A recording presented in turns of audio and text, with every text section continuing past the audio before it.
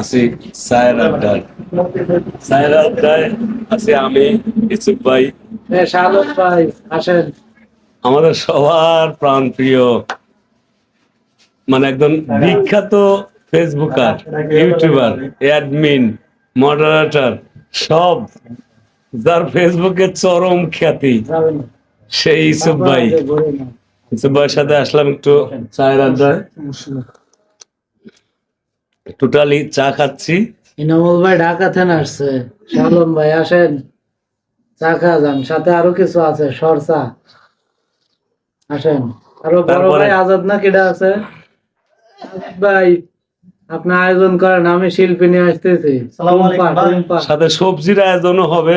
সবজি এখন পালং শাক, লাল শাক।